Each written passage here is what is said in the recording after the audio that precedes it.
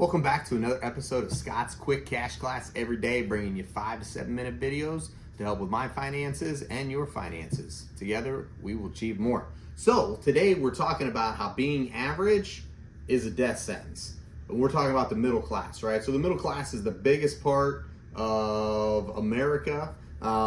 Generally speaking, most people are in the middle class. If you're super rich, you're not even listening to this. If you're not in the middle class, great. When you get there, here's some pitfalls to avoid. So we're going to talk about, some of the things that are keeping us in middle class, and then hopefully some actionable items that I've used to help me kind of get out of the rut, of being in the middle class and on the way to financial freedom. So first thing, most people, the average American, does not have $1,000 in savings for emergencies or for anything, right? Most of us live paycheck to paycheck. And whenever I finally broke that cycle of living paycheck to paycheck, I can tell you, there was a physical sense of relief. I don't have my house paid off yet, but I've talked to a couple people, and it was kind of the same thing with them when they paid their house off. There was a burden that just released from that, right? And so that's what we're aiming for, right? I talked about in some previous episodes how having financial burdens, debt, living paycheck to paycheck, being behind on rent, car payments, those things can give you physical issues. We talked about increased chance of heart attack, weight gain, poor sleep, all of those things. So how do we get out of that, right? How do we get to the point where when I go to sleep at night, I'm not worrying about how am I going to pay my electric bill, or I'm not going to worry about my house payment, or if that interest rate adjusts a little bit, can I afford it? So first thing, the average American doesn't have $1,000, right? That covers, without putting that on your credit card, having that a little bit extra money just lets you sleep better. If you get a flat tire, or you need a tow, or hey, you dropped your cell phone, you don't have coverage, you need to go get a new one. That $1,000 puts a little security in your pocket. Second key statistic, consumer debt reached a record $17.3 trillion as of last year. So for those of us keeping up with the national debt, we're at somewhere around $38 trillion. But if you look at consumers, they have almost half of that debt, right? So we talk about our nation being in trouble. We're in trouble as consumers if we have the most consumer debt ever in the history of the United States. That's not a good thing. Now, you don't have to be your neighbor. You don't have to be, your coworker. You don't have to be in debt. You can have a choice of not doing that. And so, thinking about that and saying, how can I avoid getting into debt like everyone else?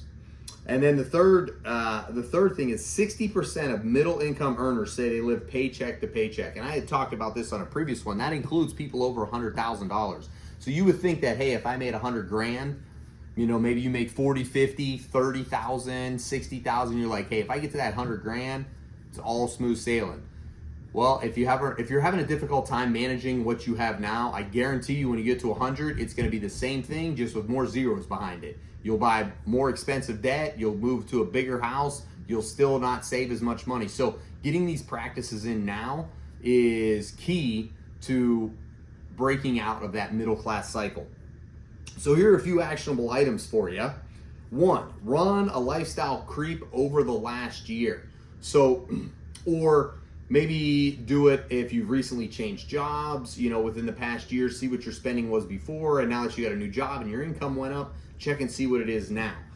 Because lifestyle creep is one of the number one ways of staying middle class, right? You got that $5,000 raise, $3,000 raise, $5,000 or $10,000 raise, and how much of that did you actually put towards either A, paying off debt, or B, investing in your future? Second thing, cancel one middle class habit. And this could be numerous things, anywhere from, if you're in a lease in a car that's just not working out for you, or you have a real high car payment, think about ways of lowering that payment. Maybe it's trading it in and getting a paid off car. Dave Ramsey talks about it all the time. He's like, get rid of it.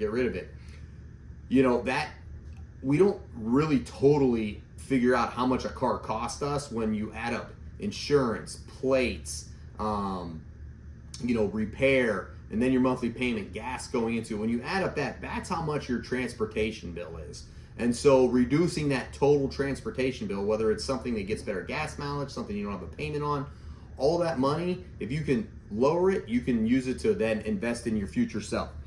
And then the last thing, and this one is like a mandatory one. You got to start automating things in your life, paying bills, savings, investing. You have to automate that. Millionaires automate it. I know whenever I changed and I started automating a lot more things, I really started seeing that growth in the wealth department, because that money's never hitting your checking account. You don't even get a chance to spend it. It goes directly in to future Scott or your future self, which is the key. Because if you have to take time out of your schedule and then you go and look in your checking account and you go, okay, I need to send over $200 or $50 or whatever that number is, your mind automatically starts thinking about all the other things you have to spend money on. And then instead of sending over 200, maybe you only send over 150, which is good. You're still sending money over, but if it come right out of your paycheck, you wouldn't even have a chance to even negotiate with yourself, because yourself can talk yourself out of a lot of good things, and it can talk yourself into a lot of bad things. So keep that in mind. If you put it in and automate it, it's going to really increase your chances of getting to where you want to go. So hopefully those suggestions helped out. We're going to leave you with question of the day and tip of the day. Question of the day: are your habits building wealth, or are you just blending in? So really think about that, and I challenge you guys, leave a note in the comments. Let me know what you guys do to automate your different financial habits and how you are growing. Always looking for new ideas, but challenge yourself. How am I growing this money and not just fitting in? And then tip of the day: being average is the most expensive plan on earth. And I couldn't agree more with that. If you just want to fit in like everyone else and work for the next 50 years or 40 years, then keep living middle class. But if you don't want to do that, start focusing on what are the wealthy people doing that are financially free. And that's what I've tried to focus on. And it's pay yourself first, pay yourself first, pay yourself first. So thanks for watching. Appreciate you guys. Appreciate the comments, all the likes and the views. If you have any questions, down below, drop me a comment. Remember, I'm never going to ask you to buy anything, sell anything, just here to help. Till next time.